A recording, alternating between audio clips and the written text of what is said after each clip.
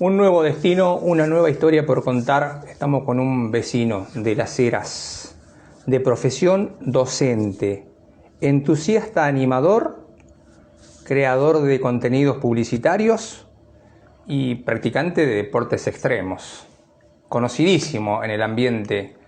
La verdad que creo que está en su momento explosivo en el desarrollo de su actividad. Estamos con Pablo Emiliano Villacorta. Bueno, Fede, gracias a vos, a toda tu audiencia y bueno, como te dije en un principio, fue una sorpresa muy linda que me hayas tenido en cuenta. Estar acá en esta entrevista para mí es un placer, así que bueno, gracias por la presentación. Es un placer y creo que es muy interesante conocer la historia de Pablo Emiliano. ¿Docente? Sí, profe de música, ya hace 14 años. Fue bueno la profesión que elegí para mi vida, pero bueno, después fueron surgiendo cosas que también tienen que ver con el ámbito artístico, así que, pero bueno, de base, profe de música, sí. Desde muy chiquito iba a folclore con Carmen y Fabián López, de los 7 años, y bueno, ahí es como que fui descubriendo un poco que el escenario era mi lugar, y cuando llegó el momento de decidir la carrera universitaria, que es terminando el secu, para mi mamá en ese momento era muy importante que yo elija porque era lo que ella me iba a dejar a mí para el día de mañana, que era mi formación. Así que bueno, yo de principio quería ser psicólogo, tenía ese sueño de ser psicólogo, pero tenía algo que me tiraba a no irme lejos. Yo no me quería ir lejos de Las Heras, ¿no? La familia, los afectos. ¿Y por qué lo habías pensado en la psicología? Porque era una de las materias que más me gustaba en la escuela, digamos. La tenía, yo no sé si era por el docente, siempre hay un docente que te atrapa mucho, pero era una materia que me gustaba siempre la parte de humanidades, de la lectura, la interpretación. Pero bueno, igual no hubiese sido muy psicólogo porque hablo mucho, escucho poco. Estaba muy limitado porque mi localidad, ir a vivir era Comodoro, con uno de mis mejores amigos en ese momento, entonces había que decir, y justo mi mamá se entera que estaba el profesorado de música y me planteó, me dice, che, mirá, vos que hiciste el profesorado de folclore, tenés chispa cuando te plantás frente al público, por ahí capaz podés probar, y dije, sí, yo ya tocaba la guitarra, hacía música, tenía banda de hace muchos años, yo dije, es lo mío, es ahí. ¿Qué estilo de música? Y yo en ese momento hacía cumbia. Yo a los 16 años tuve mi primera banda de cumbia con amigos. ¿Cómo se llamaba? Los Patas de Lana. Teníamos así... ¿De quién surge el nombre o por qué? No, vos sabés que yo me entero lo que significa... Nadie me lo cree, ¿no? Me entero lo que significa con el tiempo. Porque yo no sé de dónde saco ese nombre. Me resultó gracioso, me resultó lindo y dije, vamos con este. Y los chicos me decían sí, porque yo era como el cabecilla. Habíamos armado una banda con amigos como Maxi Arias, que hoy está en la parte del automovilismo, Guido Castillo, Alfredo Barría, bueno, seguramente me estoy olvidando, Gusti Antecao, bueno, un montón de amigos que hicimos una banda y dijimos, vamos a hacer cumbia. Era el boom en ese momento. Y bueno, cuando me toca el secu yo ya estaba como a full con eso, cuando toca terminar y dije, sí, es eso. Como banda anduvimos por todos lados. A ver, nosotros estábamos en la banda donde éramos muchos chicos adolescentes haciendo cumbia, donde ahí nace Cumbia Cumbión, los chicos de La Chala del Sur, un montón de bandas en su momento, el Ajite del Chivo Sóbnica, un montón de... Andábamos en las bandas y tocábamos en boliche, tocábamos en ese momento, bueno, se estilaba mucho eventos sociales que eran más de los barrios, de los clubes, y nada, uno iba medio por el pancho y la coca, éramos felices subiendo al escenario, y sí, tuvimos oportunidades lindas, estuvimos en Chile, para nosotros tocar en los boliches era wow, porque estábamos... Era un montón que la gente cante y baile tus canciones, nosotros siendo tan jóvenes. Por ahí no se dio como cosas tan grandes porque, bueno, nosotros íbamos creciendo y se nos iban yendo a estudiar, entonces yo no le dedicamos al 100, pero sí fue una etapa muy, muy feliz para mí, por lo menos, y creo que para mis amigos también. Fue una linda experiencia. No, hermosa, hermosa. Si volviera el tiempo atrás, ¿Volverías a hacerlo? volver a ese momento. ¿Y volverías a elegir el nombre? Sí, sí, sí. Enterado del nombre, ¿qué te pareció después, digamos, con el tiempo? No, qué sé yo, era capaz que daba con el perfil de alguno de los chicos. Qué creativos. Pablo, es interesante porque probablemente muy poca gente conozca un poco este antecedente de dónde surge un poco esta chispa que hoy en día tenés, porque, a ver, además de ejercer la docencia, en el ámbito de la música, sos animador. ¿Y cómo fuiste descubriendo? ¿Vos crees que naciste con esa virtud, con ese don? Dice que todos nacemos con un don. No, sí, yo creo que sí. ¿Cuándo te diste cuenta? No, a ver, primero que, yo siempre agradezco la posibilidad que me dio mi vieja de haberme mandado folclore, porque ella sabía que yo por parte de mi padre podía tener este lado artístico. Mi viejo toca la guitarra, entonces me mandó y yo ahí descubrí todo lo demás. O sea, para mí mi gran referente en su momento era Fabián López, que era el profe de folclore. Y tengo como un antes y un después, porque yo cuando aprendo a tocar la guitarra, que me enseña Raúl Villar, me enseña a tocar la guitarra, yo me largaba solo. A mí el profe me decía, practicar esto, y yo practicaba lo que yo quería, las canciones que yo quería. Yo siempre traté un paso, me adelantaba, me buscaba la vuelta. Yo creo que no era un buen alumno, yo creo que era un mal alumno, porque si bien aprendía cosas nuevas, pero no era, o sea, cortaba siempre camino. Y me acuerdo que un viaje que nos fuimos a, no sé si Río Colorado, por ahí, yo ya tocaba un par de canciones de folclore.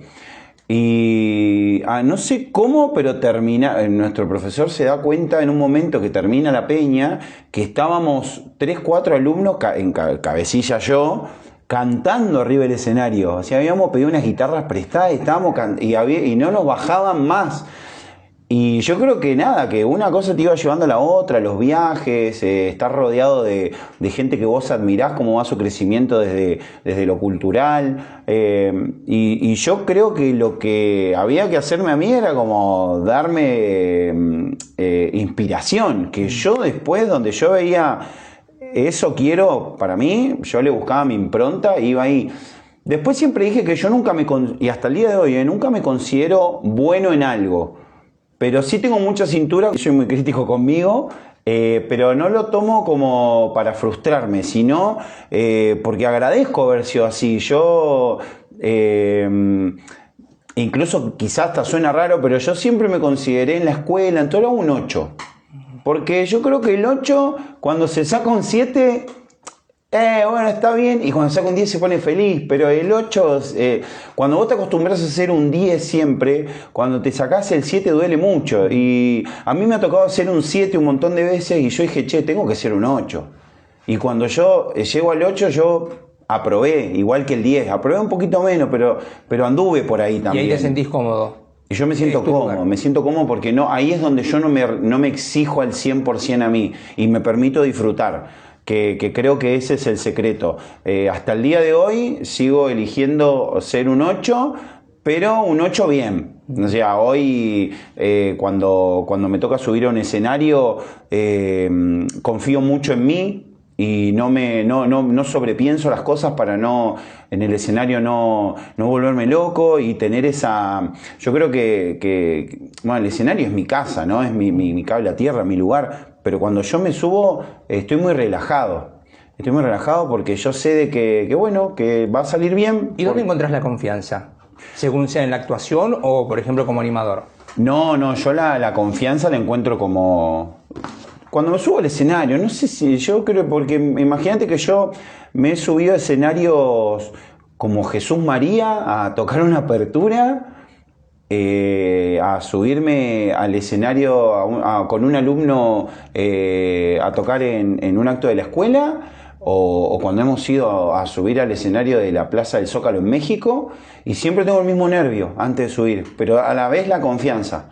Yo cuando ya se abre el telón o tengo que subir, yo soy otro. Yo dejé todo atrás, los problemas, la desconfianza, y yo me subí. Y ahí yo siempre digo que cuando uno contagia, eso lo charlo mucho yo con mis alumnos también, esto de convencer, Yo cuando voy a hacer algo, voy a dar una clase, voy a animar, voy a actuar, voy a hacer un video, yo convenzo. Y trato de contagiar eso que yo quiero transmitir. Y creo que es ahí donde uno tiene la confianza, encuentra su zona de confort. Nunca quiero ser como... No, yo me puedo inspirar en alguien, pero a ver, yo cuando cantaba, ahí todos queremos cantar como Abel Pinto, pero yo no podía. Entonces yo cantaba canciones de Abel Pinto a mi modo, o disfrutaba de escuchar cantar a otro, y yo en un costadito cantar capaz a la par. Pero como que siempre me quedé en los lugares que yo sabía que podía ser bueno. De hecho, recién te mostraba el disco que había grabado en su momento. Y eso también tiene como un antes y un después, porque yo en ese momento veía como músicos, pasó específicamente con un amigo de la música, de Jairo, que yo lo veía y decía, wow, cómo el chabón se sube al escenario y agarra la guitarra y la gente... con 2 acordes, y yo me preparaba semanas y no lograba eso. Entonces yo dije, claro, a ver, quizá es dentro del rubro, pero en otro, y ahí es donde yo me voy a escribir canciones patagónicas con otros sueños, otros proyectos, y cumplo sueños que nunca me imaginé. ¿Como cuáles, por ejemplo? Y el llegar a la tele. ¿A qué canales llegaste? ¿A qué escenario? Y yo anduve con mi disco, estuve en Crónica, estuve en Canal 9, estuve en TN La Viola, estuve en Folklore Club, estuvimos en Argentinísima Satelital. ¿Te fue fácil llegar? Yo creo que... no lo considero que me fue difícil, pero yo creo que es una apuesta muy grande que uno hace. Yo soy un acuariano, y el acuariano es muy... va, y si le dicen que no, es peor, se aburre, es soñador, y yo tengo todo eso, más que nací con esto de lo artístico. Fue muy loco lo de la música, porque me pasa eso, que grabo el disco folclórico, y te voy a contar algo igual que fue muy lindo a la vez. Nadie quería tocar conmigo. Porque nadie creía en el proyecto mío, y que lo entiendo, porque, qué sé yo, viste, yo venía de cantar en los pubs. Yo venía de cantar en los pubs de muchos años. Cuando yo estudiaba, yo en un momento cantaba mucho en los pubs, y yo en algún momento quise dejar la carrera. Porque yo dije, che, mirá, si yo en la docencia gano esto, y en la noche mirá lo que gano. Y en un momento me hizo clic algo, y yo dije, bueno, pero pará, porque el tiempo va a pasar. O sea, ahora tenés 20 años, pero y después vas a seguir acá, te la vas a bancar, y la docencia es lo que elegiste, lo que soñaste. Entonces siempre vuelvo a ese sueño de querer ser profe de música. Cuando viene lo de la tele, un día estaba mirando Argentinísima Satelital con mi tío en la casa de mi abuela, y yo me pregunté mirando a uno, dije, che, pero si van a cantar ellos, ¿cómo no puedo ir a cantar yo? O sea, esa fue tu pregunta. Esa fue mi pregunta. Entonces yo quería grabar el disco, tenía un par de canciones, entre ellas El Festival de la Estepa, una canción que después se declara como canción para el festival y demás. Entonces yo dije, che, yo puedo así. Entonces nadie quería tocar conmigo, yo tenía una escuela de música. Busco mis alumnos, y mis alumnos van a querer tocar conmigo. Así que me lo busco a 2 alumnos, a Robinson y a Mati Perea. Digo, chicos, vamos a empezar a sacar estas canciones. Ellos siempre fueron un sí. Y busco 2 o 3 músicos. Digo, vamos a ir a la tele. Imagínate cómo se me reían. Vamos a ir a la tele, dale. Sí, vamos a ir a la tele, le digo. Y nada, busqué, como cualquier persona, busqué en Google el número de teléfono de Argentinísima. Busqué... vi Folklore Club, me inspiré mucho en Joel Hernández, que es un músico del Chubut, música patagónica. Dije, es ahora, y logré, no sé, era muy loco, porque los porteños me decían, ¿pero qué haces vos? No, música patagónica. Sí, nos interesa. Dice, porque no hay acá. No, venite, ¿cuándo puedes venir? Y yo armando un viaje así, por eso te digo, yo lo que nunca tuve, creo que es conciencia de lo que estoy por hacer. Después sí, cuando viene el momento, caigo, digo, epa, mirá todo lo que jugué, y si salía mal, pero bueno, soy de esos que dicen que no arriesga, no gana, el famoso la vida es una. Y bueno, llegamos a la tele, esa vez armamos Estuvimos en Argentinísima Satelital con los chicos, en Folklore Club, nos tocó compartir programa con Víctor Heredia, estuvimos en una peña en La Plata, donde también estaba Radagás, que es un músico que estaba cerrando esa peña, que nos dieron un lugarcito en La Plata. O sea, recorrimos lugares, la peña Los Cardones, en pleno Palermo, estuvimos en lugares donde, no sé, yo volví a sentir lo que sentía cuando era chico, cuando iba a un boliche. Nada más que mucho más nada, la gente de la acera mirando, ¿no? Que estábamos en la tele, era... Y volver, y después, nada, hice como 4 o 5 viajes más, me volví a hacer a Buenos Aires, hasta que viene la pandemia. Hoy sos prácticamente para las Heras, la región, considero un artista consagrado en lo que haces, porque bueno, sos un apasionado. Yo siempre digo que yo empecé en la, creo que no sé, en la... No me acuerdo ahora, yo ya me pego, pero no empecé en la primera edición a conducir. Yo no hacía ni conducción, pero no me llamaban a mí para la Estepa. No me llamaban, para mí la Estepa era una frustración. ¿Y vos deseabas estar ahí? Yo quería, imagínate, era el festival más importante. Y me acuerdo que una vuelta no me llamaron y yo me enojé, ya dije, nada, pero me la paso haciendo música y no me llaman. Y iba a hacer un descargo en redes sociales, ¿viste? Iba a hacer un descargo y después dije... No, digo, pará, viste, cuando tuve como un ratito de calma dije, yo voy a hacer de que me llamen y me van a llamar. Yo voy a hacer, ahora yo tengo que lograr, porque es un festival importante, o sea, yo me lo tengo que ganar. ¿Por qué me tienen que llamar? Y bueno, y ahí escribo la canción de la cera. Ese mismo día escribí la canción de la cera. Empecé a escribir, empecé a inspirar y busqué los acordes y la armé. Viene el otro año, viene la Estepa. Hablo, me la escuchan y pido tocar y me dice, bueno, y lo vamos a... No, pero digo, pero yo no quiero tocar en el festival, le digo, yo quiero tocar en el almuerzo para los antiguos pobladores, le digo. ¿En serio? Sí. Y fuimos a tocar ahí. Entonces, claro, yo aprovecho los antiguos pobladores, que es gente que realmente iba a sentir mi canción. Bueno, en ese momento estaba José María también como intendente. Todavía me toca que estaba Sergio Goicoechea y otra artista más ahí escuchando. Y vos sabés que ese momento se silenció todo el salón, todo el complejo Cancha Nueva, y nosotros cantamos la canción de la cera. Bueno, la cantamos, aplauso. Cuando salimos atrás lo teníamos a José María preguntándonos por la canción, que si la teníamos grabada, que por qué no la grabábamos, que la querían escuchar, que la querían tener, Y así nace el disco con el apoyo de Cultura también, donde podemos grabar. Y al otro año me toca estar en la Estepa, pero viene la pandemia, no se hace. O sea, me dicen te toca y día anterior creo que se suspende. Y ahí a mí se me corta todo, porque yo estaba viajando a Buenos Aires con el disco, estábamos tocando en un montón de peñas, yo ya era un músico. De hecho, sí, en el CD... aparezco como Pablo Villacorta. Yo hoy tengo soy Pablo Emiliano. Yo fui cambiando. Yo tuve en la época de la banda de cumbia, Pata de Lana, cuando era chico. Cuando era el karaoke, a mí de apodo mis amigos de chico me decían el oso, era el oso.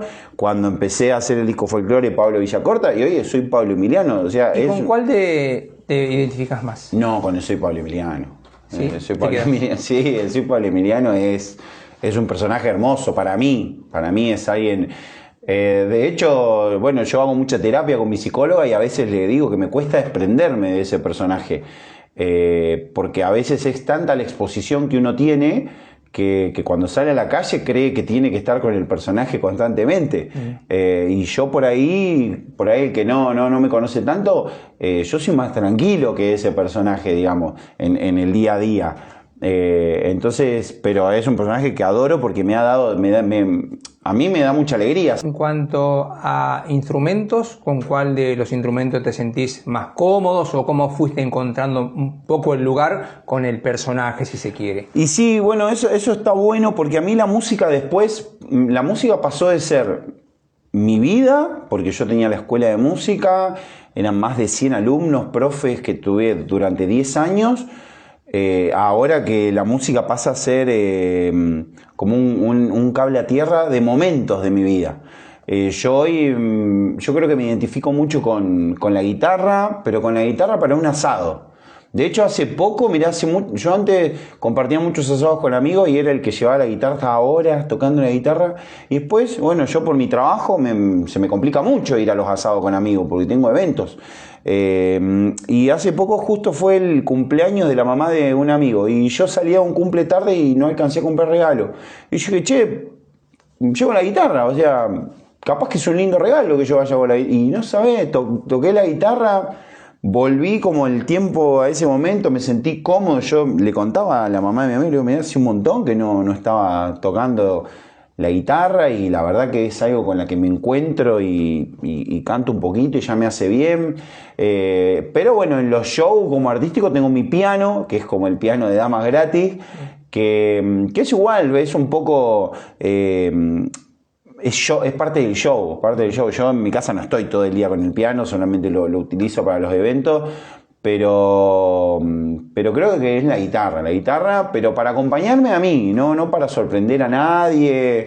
Es como el instrumento, creo que yo me identifico porque es un instrumento sencillo, digamos, o sea... y es clásico entre la música.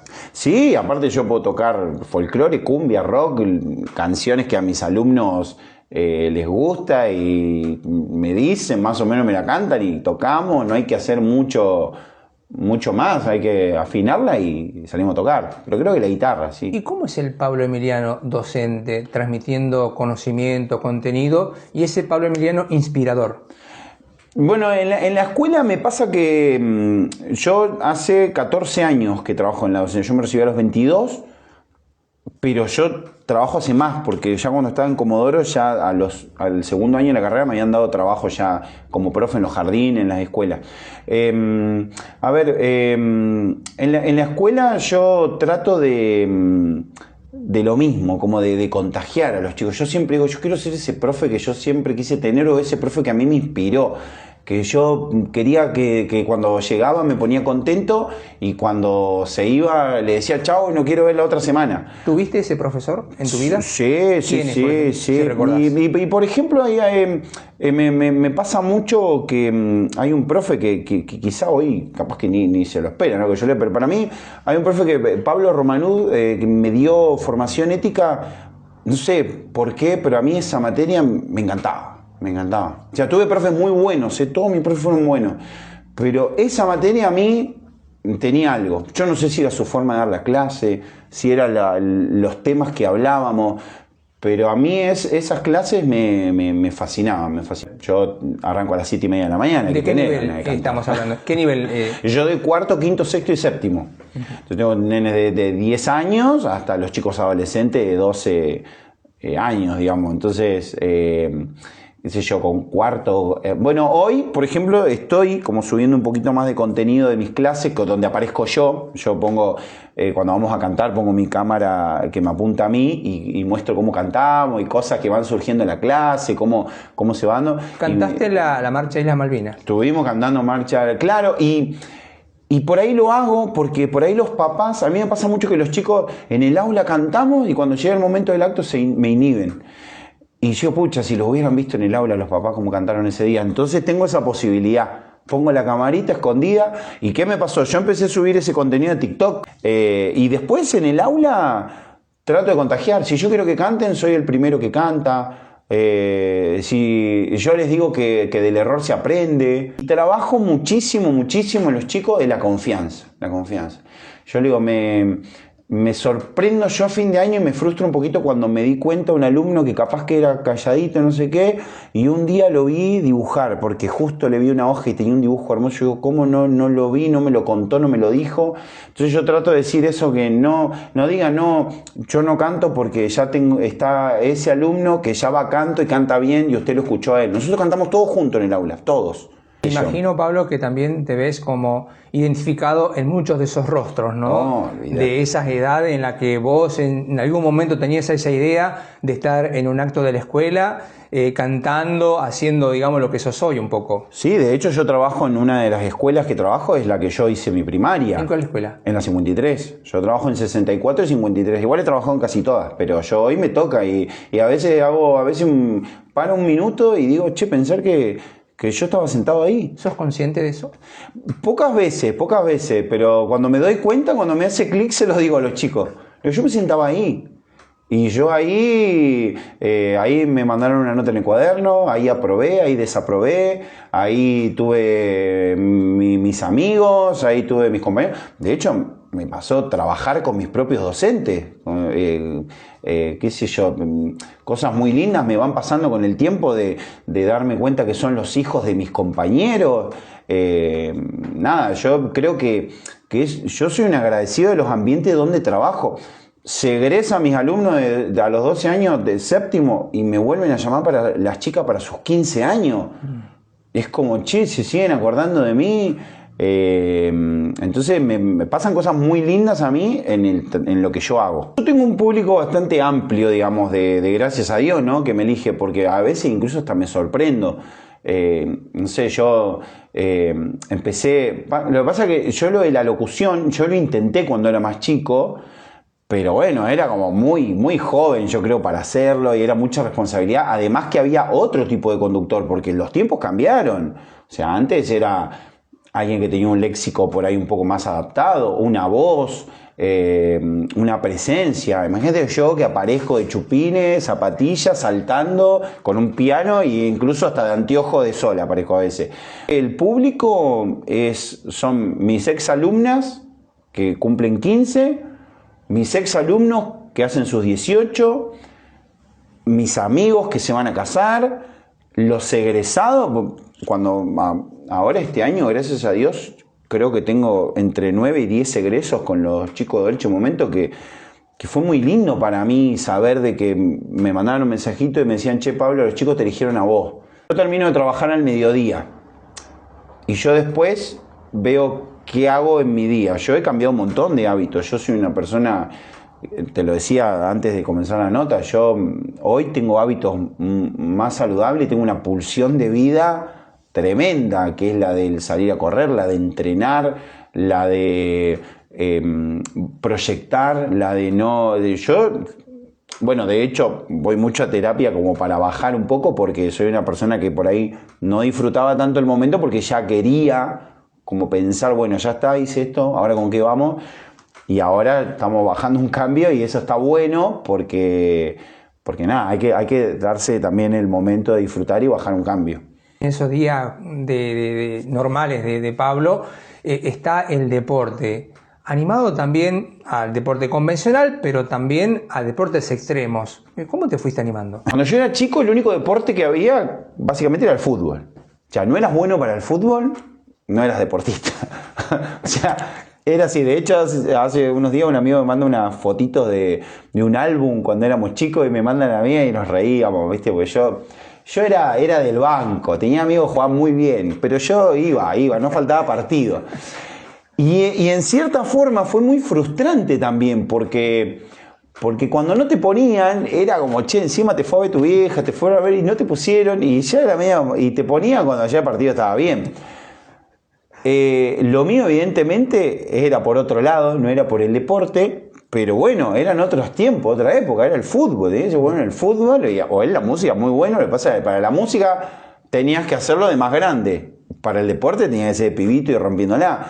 Nunca me voy a olvidar, un día fuimos a Comodoro, una familia de allá, que uno de mis primos en su momento jugaba en la CAI, y yo me quedé dormido en su casa y él tenía su habitación llena de trofeos. Y me dice, estos son mis trofeos. Y dice, vos igual debes tener un montón, ¿no? Y yo le tuve que decir que sí, yo no tenía ninguno. Entonces era como ahí, y después cuando pude soltar la pelota, chao, no juego más. Entonces dije, che, tengo que hacer algo. El gimnasio me aburría, la pelota no jugaba, encima mi amigo la rompía en el fútbol, Ezequiel González, él la rompía en el fútbol, no, ¿qué le iba a decir? ¿Llevamos a jugar un partido? O sea, entonces empiezo a correr, me iba al kilómetro 3 hasta el centro. Y empezaba mi ritmo, sin saber qué era lo que estaba haciendo. Me iba bien y pude cambiar, bajé de peso, cambié hábitos. Bueno, después me vine para acá, dejé, no corrí más. Y en un momento de mi vida, antes de la pandemia, lo mismo, cuando empiezo con la música y demás, empiezo a correr otra vez. Y era como el único deporte que era conmigo, no era competir con nadie. Nadie me iba a venir a decir, tenés esta medalla, porque yo la iba a tener igual, por más que salga último, la iba a tener igual en la medalla. Entonces empecé a correr solo, de a poco, 500 metros, quería llegar al kilómetro, y salía todos los días, era una constante, salía a correr. Cuando logro mi primer kilómetro dije, no puedo creer, bueno, ahora quiero correr 5. Y era ahí, no llegar, pero mañana va a ser un poco más, y ya me di cuenta que tenía que buscar una alimentación, y ya había uno que me vio correr, que me dice, che, qué bueno, vamos a salir a correr. Yo soy bastante solitario para salir a correr. Bueno, dale, y ya me invitaban a los grupos de correr, pero yo todavía no. Cuando la primera carrera que hago, los chicos de Patagonia Running me invitan a correr. Yo hacía 5 kilómetros, pero el profe Julio me dice, no, pero si vos corres todos los días, no corras 5, corre 10. No, pero corre 10 y yo soy fácil de convencer. Bueno, dale, corro los 5, doy la primera vuelta y no daba más. Quería abandonar, pero yo ya había empezado con las redes. Yo había hecho tanto circo en las redes que no podía decir que... Entonces le tuve que pegar la otra vuelta. No, la sufrí. Bueno, llegué, medalla. Sigo, voy, a mí me encanta ir a Buenos Aires, me inspiro, me encanta, me gusta ir. Cada vez que puedo trato de darme ese regalo.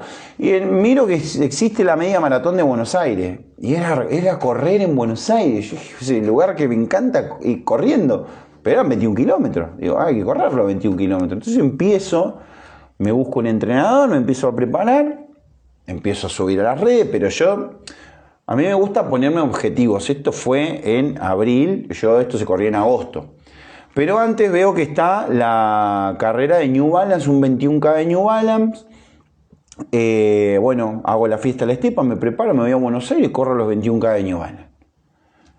No, ni yo lo podía creer. De hecho, mis amigos me decían, dale, ¿qué vas a correr 21K? Vos no tenés idea de lo que vas a correr. Yo digo, voy a correr 21K. No, porque a la gente le pasa eso, lo ve como... Es casi imposible, pero cuando vos llegás, era cuestión tuya. Y además lo que tiene el running, que es un poco creer, es 50% físico, 50% cabeza. En el running, en el triatlón, siempre decimos que la carrera empieza cuando tu cabeza te dice, che, dale, listo. No, ahí empieza tu carrera. Mi primer carrera de 21K tiene un acontecimiento muy triste porque yo me levanto para correr la carrera a las 4 de la mañana, porque las carreras van a las 6. Me entero que había fallecido una de mis mejores amigas, entonces como que esa carrera tuvo como un sabor raro. Pero bueno, yo me acompañé siempre en ella en esa primera carrera. Decidiste correrla igual. La corrí igual porque yo, a pesar de ese momento, yo había ido con él y yo sabía que ella hubiese querido que yo la corra, iba a ser la primera en felicitarme cuando logro llegar también para poder despedirla como quería que sea. O sea, yo quería volverme enseguida, pero bueno, corrí, me vine. Esa carrera fue rara. Cuando vienen los 21K de Buenos Aires, la carrera que yo quería hacer, la corro y ya, yo para la gente ya era un running, un corredor, y yo en realidad sin querer me voy de vacaciones, a los meses veo una publicidad y veo lo que era el Ironman. Digo, ¿qué es el Ironman? Miro nadar, bici, correr. Dije, yo quiero hacer eso. Yo puedo hacer eso. La pileta todavía no inauguraba. No tenía bici, no andaba en bici y yo corría 21K. Y bueno, y ahí justo estaba por inaugurar la pileta, me busco mi entrenador, que es Fernando Champomier, que es una persona que los que lo quieran buscar en las redes sociales, es muy interesante conocer su historia porque tiene esclerosis múltiple. Y sin embargo él corre triatlón y ahora está en Perú corriendo el Ironman 70.3. Él también entrena a Claudia Arbe. O sea, yo le hablo a Claudia y le digo, vos tenés que entrenar con Fernando porque es increíble entrenar con él. Y lo llamo, lo contacto, lo llamo, le hacemos una videollamada, me dice, bueno, pileta. Y le digo, no, está por abrir ahora. Bueno, bici, no, me voy a comprar. Y me pregunta, viste, bueno, no quiero decir eso, pero me pregunta algo sobre si podía correr. Le digo, sí, le digo, bueno, dice, pues no puedo hacer nada, me dice. Así que empiezo a entrenar a correr, si no había otra. Me dice, andate al gimnasio y agarré una bici fija. Cuando le cuento a mis conocidos que corre un Ironman, me dice, está loco. Esa carrera se llama 51-50 porque son 51 kilómetros y medio en total. 1,5 kilómetros nadando, 40 kilómetros de bici y 10 kilómetros corriendo. Bueno, empiezo a comprarme el neopren, yo nadaba en pileta, digo, che, tengo que ir a nadar a un lugar de agua abierta porque no tengo idea, esto no son 25 metros y volver. Claro. Bueno, entrené un poco los antiguos, fue lo más parecido a lo que fue. Claro, cuando llego allá a Buenos Aires, con todo lo que hay que llevar, cuando estaba éramos 1500 por correr. Ahí yo dije, no, digo, ¿qué hago acá? ¿Y cómo habías llegado con la preparación para esa competencia? No, me preparé súper bien. Yo tengo mi prima que es nutricionista, que trabaja en el hospital acá, que es Leti Echeverría, ella me ayudó con la alimentación, mi entrenador. La misma gente que me alentaba cuando yo subía historias, que me estaba preparando, de decir, dale, che, qué bueno, qué copado. Y bueno, y eso era, yo en mi cabeza también diciéndome, dale, vos podés, pero sin saber dónde. Yo en el fondo sabía que me estaba por mandar a una. Me prestaron una bici, porque yo no tenía bici de ruta. Llego a Buenos Aires y cuando era el momento de tirarse al agua, porque eso cuenta hasta 3 segundos y se tiran 3. Cuando me tocaba a mí... Bueno, la carrera, la parte del agua fue muy dura, yo nadé todo